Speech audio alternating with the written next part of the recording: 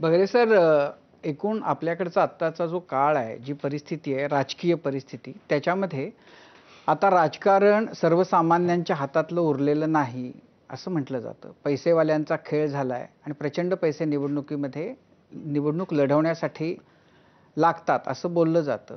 अशा सगळ्या वातावरणामध्ये शिक्षक असलेला एक माणूस खासदारकीच्या निवडणुकीला उभं राहणं आणि निवडून येणं हे जवळपास अशक्यप्राय वाटेल अशी गोष्ट आहे, पण तो चमत्कार तुम्ही करून दाखवलेला आहे.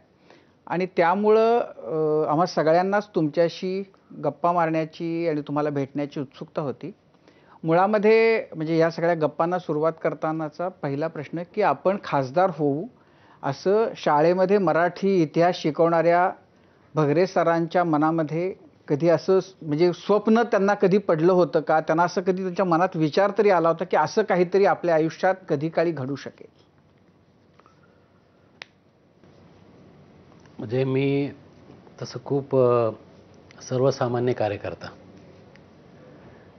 म्हणजे गरिबी ही अनुभवली.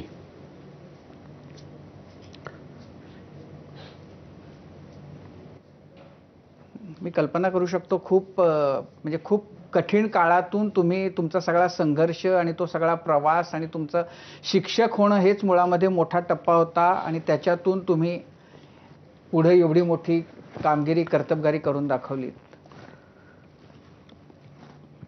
कारण खूप सर्वसामान्य कुटुंबातून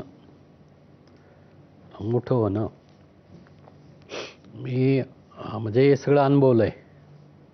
घरच्यांनी बळ दिलं, घरच्यांनी शिकवलं म्हणून मला शिक्षक होता आलं. पण राजकारणामध्ये जाईल, या सगळ्या गोष्टी इथपर्यंत होतील हे तसं माझ्यासाठी स्वप्नच आहे. आणि म्हणजे आजही मला वाटतं की बाबा खरंच मी खासदार झालोय का, कारण कल्पना करू शकत नाही. हा सगळा प्रवास मी माझ्या राजकीय जवळजवळ 20 वर्षाच्या आयुष्यामध्ये मी बघितला की आपण ठीक आहे सरपंच होऊ शकतो. पंचायत समितीमध्ये मी 10 वर्ष असताना सभापती उपसभापती पदावरती काम केलं. जिल्हा परिषदला निवडून आलो आणि त्याचबरोबर ज्या पक्षामध्ये मी ज्या पक्षाच्या जोरावरती पंचायत समितीला निवडून आलो, जिल्हा परिषद सदस्य झालो, त्या पक्षाचा मी आज 14-15 वर्षापासून तालुका अध्यक्ष म्हणून काम करतो. पण कधी फक्त एक आपल्याला काम करायचं आहे. पवार साहेबांनी किंवा जे माझे गॉडफादर आहे राजकीय क्षेत्रामध्ये आदरणीय शेटे साहेब यांनी दिलेली जबाबदारी प्रामाणिकपणे पार पाडायची या उद्देशानेच मी काम करत राहिलो. म्हणजे असं कोणी मला म्हटलं की बाबा आता तुम्ही आमदारकीला उभं राहा, अरे शेवटी एवढी आर्थिक कुवत त्यासाठी किती लागते, किंवा खासदारकीला उभं राहा, मतदारसंघ किती मोठा आहे, या सगळ्या गोष्टींचा विचार करून मी म्हणजे लोक मला म्हणायची, परंतु मला कळायचं की शेवटी आर्थिक कुवत तुम्ही म्हटल्याप्रमाणे शेवटी आपली नाही आहे.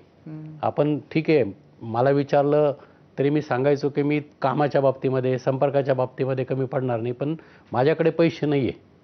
आणि पैसे नसल्यामुळे मी निवडणूक शेवटी आपली जी संपत्ती आहे ती संपत्ती किती वेळा विकली तरी त्याच्यावरती निवडणूक होऊ शकत नाही.